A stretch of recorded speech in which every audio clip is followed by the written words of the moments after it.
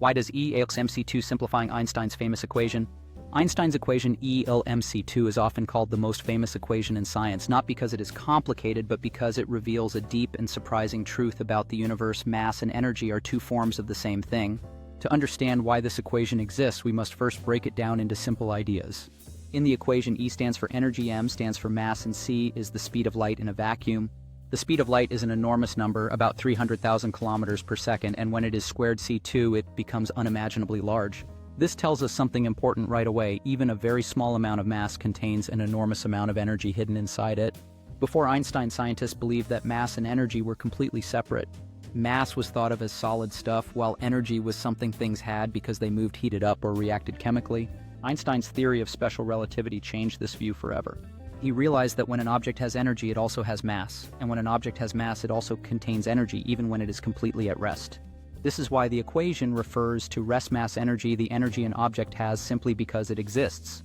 To understand why mass turns into energy, imagine pushing an object to make it move faster and faster. As it gains speed, it gains energy. Einstein showed that as an object's energy increases, its resistance to acceleration increases as well, which we can think of as an increase in mass.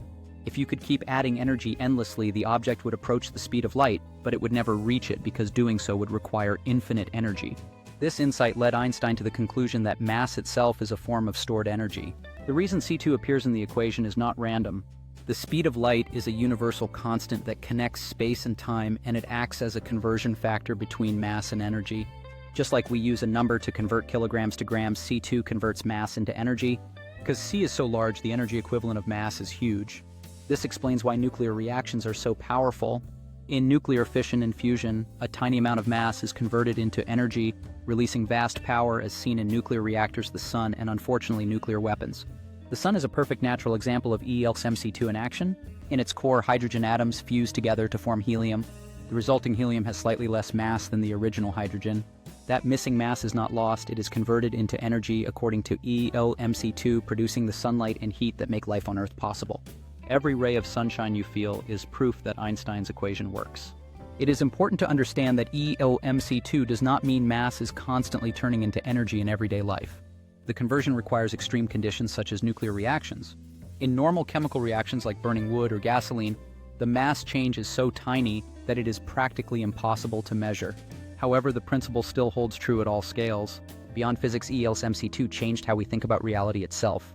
It showed that the universe is more interconnected than we once believed. Matter is not just solid and fixed, it is concentrated energy. This idea laid the foundation for modern physics, including nuclear science, particle physics, and even our understanding of the early universe just after the Big Bang. In simple terms, E equals mc² exists because the universe treats mass and energy as different expressions of the same underlying substance. Einstein did not invent this relationship, he discovered it by deeply understanding how space-time, motion, and light work together. That is why this short equation carries such immense meaning and power. If this explanation helped you understand one of the greatest ideas in science, like the article, share it with others, and subscribe for more simple and fascinating explanations of how the universe really works.